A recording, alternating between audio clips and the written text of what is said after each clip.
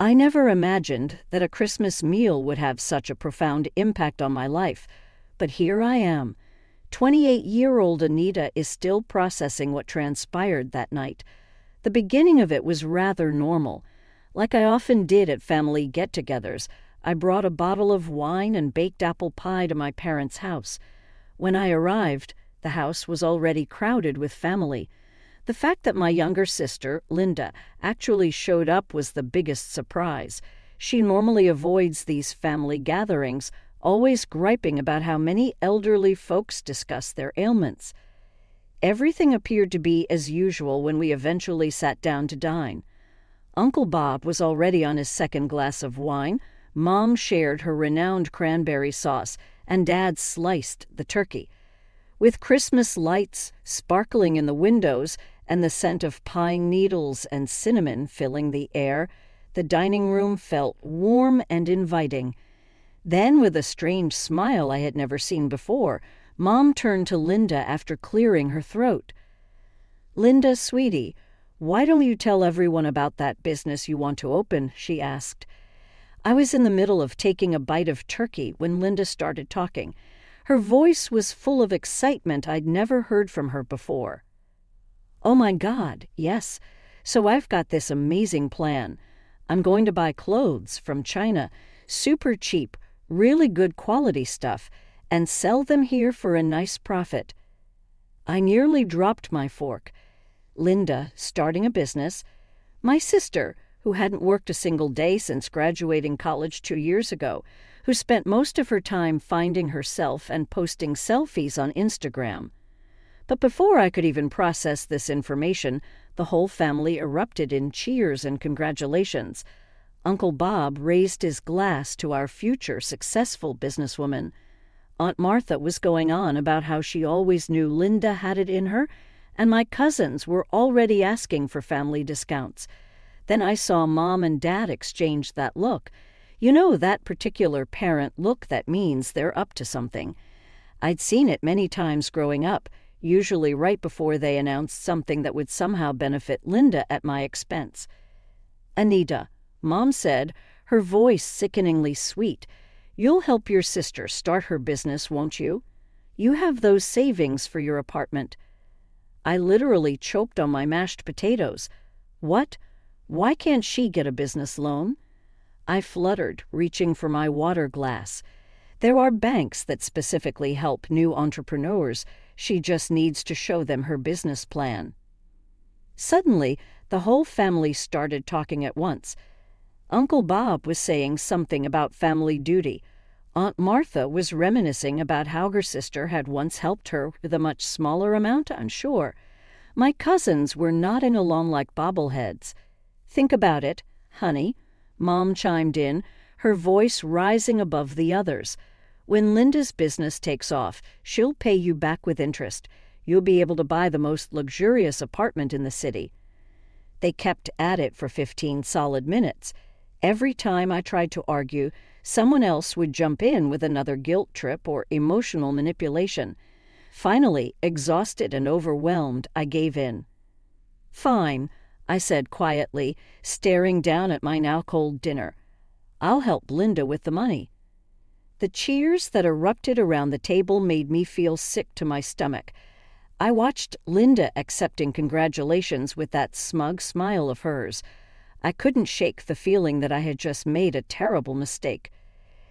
A week after that fateful Christmas dinner, I was sitting at my desk at work when my phone buzzed. It was a message from Linda. "Hey sis, hope you haven't forgotten about your promise to help with my business. I've done all the calculations and I need $330,000 to get started. When can you transfer it?" I stared at my phone screen for a good 5 minutes, my coffee growing cold beside me. $330,000? I had to be reading this wrong. "Linda, why do you need so much?" I typed back, my hands shaking slightly. The response came almost immediately. "I know what I'm doing, Anita. I've calculated everything super carefully. $10,000 for initial inventory, $5,000 for store deposit and first month's rent, $5,000 for renovations, $5,000 for marketing, and $5,000 for employee salaries for the first month, plus some extra for unexpected expenses. Don't worry, I promise I'll pay you back everything within 6 months. You know me, I always keep my promises. With a heavy heart, I open my banking app. I hit transfer, watching the numbers change on my screen. Just like that, 5 years of careful saving, of declining dinner invitations and shopping trips, of taking extra projects at work, gone in seconds. Done. I messaged Linda, "The money's in your account." "Oh my God, thank you, thank you, thank you. You're the best sister ever. I'll make you proud, I promise." I put my phone face down on my desk and leaned back in my chair, memories flooding back. Like the time in high school when I needed new track shoes for the team, but Mom and Dad said they couldn't afford them, only to buy Linda a brand new iPhone the very next week because she was feeling down. Or when I wanted to take piano lessons, but they said it was too expensive, yet somehow found the money for Linda's horseback riding classes 6 months later. It wasn't just our parents either. Uncle Bob always slipped Linda extra money at family gatherings, saying she reminded him of himself when he was young. Aunt Martha would send her birthday checks twice as large as mine because Linda was still finding her way in life. Even our cousins seemed to gravitate toward her, naturally drawn in by her outgoing personality and endless stream of dramatic stories.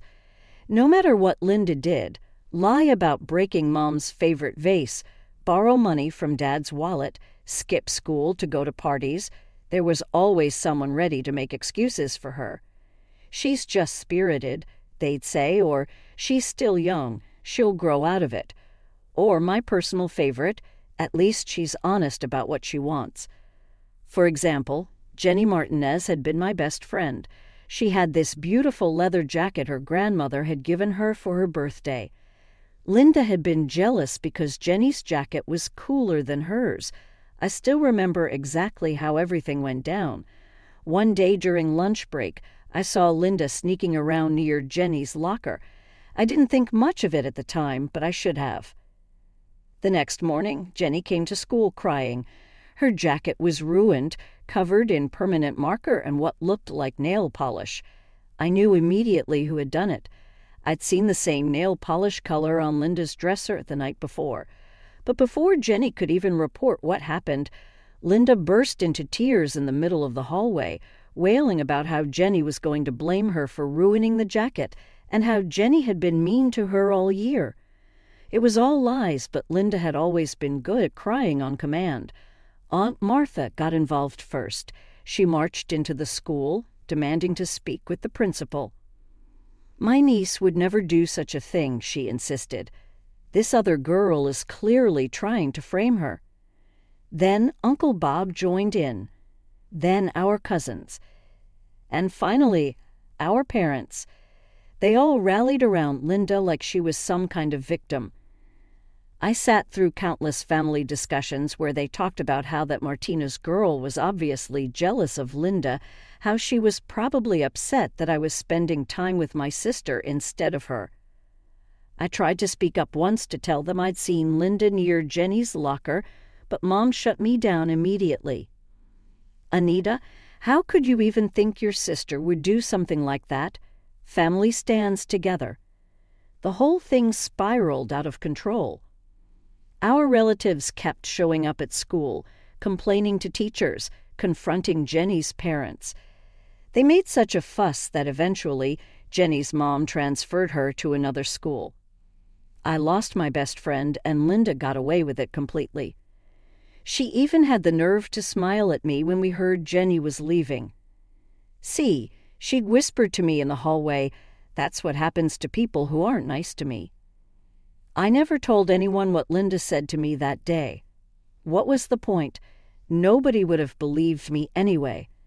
Linda was the baby of the family, the one who could do no wrong, the one everyone rushed to protect. Now, over 15 years later, I found myself hoping things would be different. Maybe Linda had grown up. Maybe this business venture would be the thing that finally made her take responsibility for her actions. Maybe she'd prove everyone right about her potential. The next few weeks flew by in a blur of deadlines and meetings. I was leading a major software implementation project at work, which kept me too busy to think much about Linda's business venture. One Sunday, I stopped by my parents' house for our usual family dinner. Dad was watching baseball, and Mom was pulling a lasagna out of the oven. But Linda was nowhere to be seen. "Where's Linda?" I asked, helping Mom set the table. "Is she running late again?" Mom waved her hand dismissively. "Oh, she's away on a trip." I nearly dropped the plate I was holding. "A trip? What do you mean a trip? She's supposed to be starting a business." "Don't take that tone with me, Anita," Mom snapped, her eyes narrowing. "Obviously, it's a business trip, and frankly, you need to stop poking your nose into your sister's affairs. She knows what she's doing." I bit my tongue and finished setting the table in silence, but something didn't feel right. That night, lying in bed in my apartment, I opened Instagram and started scrolling through Linda's profile. My stomach dropped. There she was, posing in front of the Eiffel Tower, sipping cappuccino at a cafe in Rome, shopping in Milan, living it up at a beach club in Greece. Each photo was more extravagant than the last, all posted within the past week. What the hell? I muttered to myself. If she's starting a clothing business with Chinese suppliers, why is she gallivanting around Europe? I barely slept that night, and as soon as I saw Linda had posted she was back home, I called her. "Hey, sis." Her voice was chirpy, like nothing was wrong. "How are you? How was your trip?" I asked, trying to keep my voice neutral. She laughed that carefree laugh of hers. "Oh my God, it was amazing. Don't worry, I totally thought everything through. I actually met with this incredible clothing supplier in Europe. They're going to be perfect for the business." European suppliers? I couldn't keep the skepticism out of my voice anymore. "I thought you were importing from China. That was your whole business plan." Plans change, Anita. You need to be flexible in business. Trust me, I know what I'm doing. Right. I took a deep breath. "So when can I see the store? You know, the one you said you'd already found." There was a pause, just a fraction of a second too long. "Oh, give me a week to get everything set up. I'll show you then, I promise." Something in her voice made my skin crawl, but I forced myself to stay calm. "Fine, 1 week. I want to see this store of yours." "Of course, no problem at all. I'll text you the address." The address Linda sent me was in a small shopping center on the outskirts of town. When I pulled into the parking lot, I spotted my parents' car already there. Of course they were here. Linda never did anything without her cheerleading squad. The space was small but admittedly well arranged. Racks of clothing lined the walls. A few mannequins wore trendy outfits, and there was even a cozy sitting area with a coffee machine in the corner. Everything looked perfect. Too perfect, I thought. Isn't it amazing? Linda twirled around the store. "Look at these pieces I got from my supplier." She gestured to a rack of dresses. "And over here will be the accessories section. Oh, and I'm thinking of putting a makeup counter right here." Mom wiped away what looked suspiciously like tears of joy. "My baby, a real businesswoman. I always knew you had it in you, sweetheart." "Unlike some people," she added, giving me a pointed look. Linda isn't content to just work for others. She's making her own way in the world. I bit my tongue so hard I could taste blood. $30,000 of my money had made this own way possible. But heaven forbid anyone acknowledge that. "When are you opening?" I asked, running my hand along a rack of sweaters. They were nice, really nice, designer labels, quality fabric. Not exactly what I'd expected from a business plan that originally involved cheap Chinese imports. "Oh, soon," Linda said vaguely, quickly steering the conversation to her plans for the store window display. Over the next couple of weeks, I kept checking Linda's social media obsessively. There were plenty of posts. Linda at fancy restaurants, Linda at spa days, Linda showing off new shoes and bags. But nothing about the store. No coming soon announcements, no sneak peeks, no business updates. Not a single mention of her entrepreneurial venture. Then came another Sunday dinner at my parents' house. The moment I walked in, I knew something was up. Linda was sitting at the kitchen table, eyes red and puffy, while Mom hovered over her with a box of tissues. "What's wrong?" I asked, though a part of me already knew where this was heading. "Oh, Anita." Linda burst into fresh tears. "Everything's falling apart.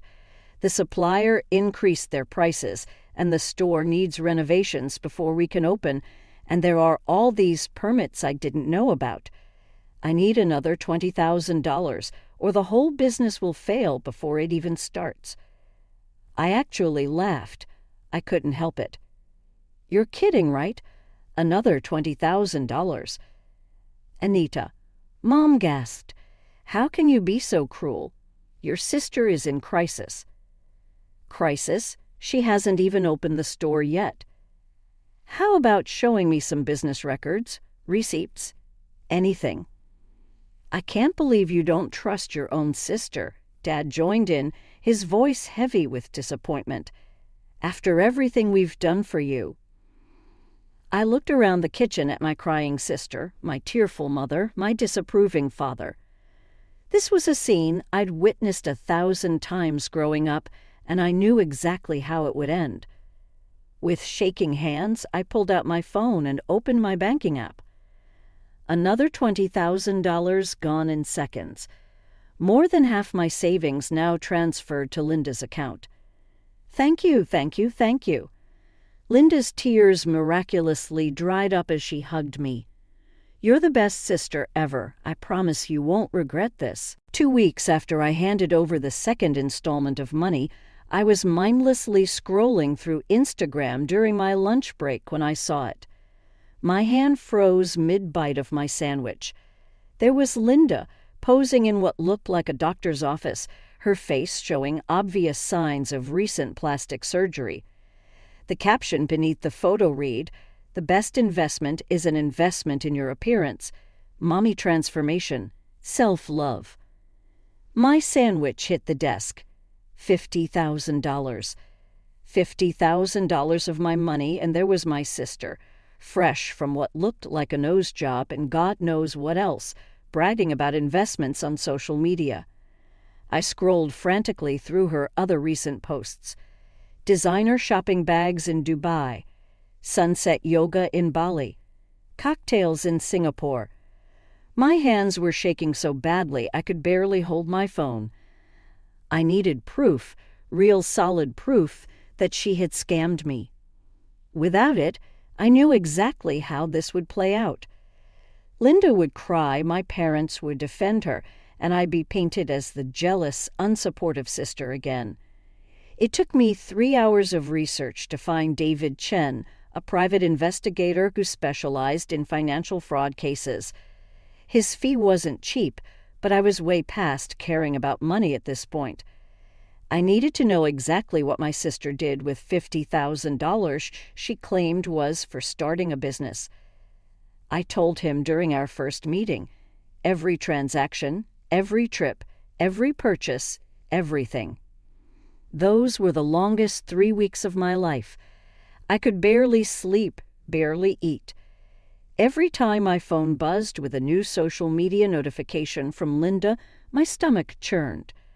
Finally, David called me to his office. He had a thick folder waiting on his desk. "Your sister never intended to start a business," he said without preamble, opening the folder. "I've traced every dollar you transferred to her account. Would you like to see where your money went?" I nodded, and he began laying out documents one by one. Bank statements, credit card receipts, travel itineraries, medical bills. $20,000 went to cosmetic procedures, primarily nose reshaping and lip augmentation. Another $15,000 was spent on international travel.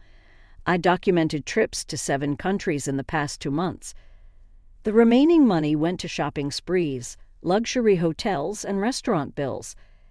I felt sick. And there it was. David pulled out a rental agreement, rented for 1 day only, specifically the day she showed it to you. The clothing was also rented, by the way. Everything was returned the next day. He pushed the folder toward me. I've compiled everything into a comprehensive report: bank records, rental agreements, medical bills, travel documentation. It's all here. Your sister perpetrated a deliberate fraud. I sat there for a long time, staring at the stack of evidence. $50,000. My dream of owning my own home, all gone so Linda could get a new nose and take selfies around the world. I could hear laughter from inside my parents' house as I walked up the driveway. Of course, it was Thursday afternoon, which meant the usual family tea gathering. Perfect. Let them all be here for this. The folder felt heavy in my hands as I pushed open the front door without knocking. They were all there in the living room. Aunt Martha with her usual gossip, Uncle Bob in his favorite armchair, my cousins scattered around with their phones, Mom serving tea, Dad reading his newspaper, and Linda, the center of attention as always, showing everyone something on her phone. "Linda," I said, my voice cutting through the chatter, "when are you planning to pay back my $50,000? The room went quiet. Linda looked up, flashing that sweet smile that had gotten her out of trouble so many times before. "Oh, Anita, you know I can't right now. All the money is tied up in the business. Taking it out would ruin everything I built. You understand, right?" "Built?" I laughed, but there was no humor in it. "You mean like that nose job you built? Were those trips to Europe, Dubai, and Bali you built?" Linda's smile faltered. Mom stepped forward, frowning. "Anita, what are you talking about?" I opened the folder and started laying out documents on the coffee table. "There is no business. Here's the receipt for your plastic surgery. Here are your travel bookings. Oh, and here's my personal favorite, the 1-day rental agreement for that fake store you showed us." Aunt Martha gasped. Uncle Bob leaned forward in his chair. My cousins finally looked up from their phones. "Anita," Dad said slowly, "I'm sure there's been some misunderstanding. Linda's just taking her time to set things up properly. She spent my money on vacations and a new face." I was shouting now. "Look at the evidence. I hired a private investigator. It's all here. You spied on your own sister." Aunt Martha clutched her chest. "How could you do something so underhanded?" "Underhanded?" I spun to face her. She stole $50,000 from me, and I'm the one who's underhanded. "Fine. If none of you want to see the truth, I'll let a judge see it. I'm suing her for fraud." The room erupted. Linda started screaming that I couldn't do this to her. Uncle Bob was yelling about family loyalty. My cousins were all talking at once. Dad was demanding I sit down and be reasonable. "You can't sue," Mom said suddenly, her voice cutting through the chaos. She smiled, and I recognized that smile. It was the same one Linda used when she thought she had the upper hand. "You have no proof Linda borrowed that money. What are you going to tell the judge? That you gave your sister $50,000 as a gift, and now you want it back? Your father, and I certainly won't testify that it was a loan." For the first time since I walked in, I smiled. I pulled out my phone, opened my messaging app, and held it up. "You mean like these messages where Linda specifically asks to borrow money for her business? Where she promises in writing to pay me back within 6 months? Those kinds of messages?" Without another word, I gathered up my evidence and walked out, leaving the door open behind me. I could hear them all starting to shout again as I walked to my car, but I didn't look back. I'd expected the trial to be long and messy, but the evidence was too solid to dispute. It was Mr. Rodriguez, the store owner, who delivered the final blow. Yes, she rented the space for one day, he testified. She said it was for a prank video she was making for her family. She brought in racks of clothes in the morning and took everything out that same night. I thought it was strange, but she paid well for the day. I watched Linda's face as he spoke. For once, she wasn't crying or playing the victim. She just sat there, staring at her perfectly manicured nails as though this was all beneath her somehow. Mom and Dad tried their best to defend her. Mom took the stand and spun a tale about Linda's entrepreneurial spirit and how she just needed more time to get the business going. Dad talked about how I was just jealous of my sister's creative business approach. But they couldn't explain away the evidence. The messages where Linda promised to repay the loan, the bank statements showing how she'd spent the money, the rental agreement for the fake store, the travel receipts, the medical bills. When the judge delivered her verdict, her voice was firm and clear. The evidence shows clear intent to defraud, she said.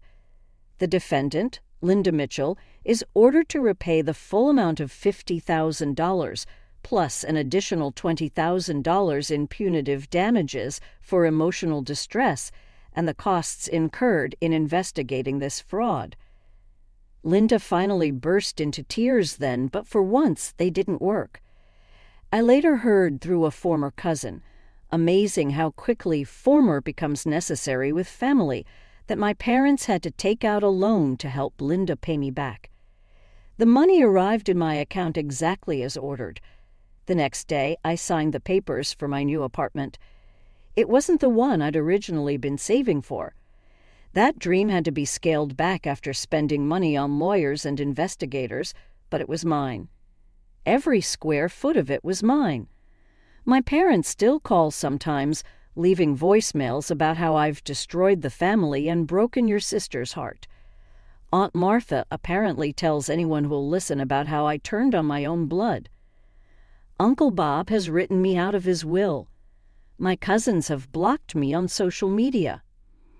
They all believe that I am the antagonist in this tale, the cold-blooded, vicious sister who brought poor Linda to court, the unappreciative daughter who publicly humiliated her family, the resentful woman who was unable to cope with her sister's achievement. But what do you know? I don't give a damn about what people say as I stand in my new apartment and watch the sunset from my own windows.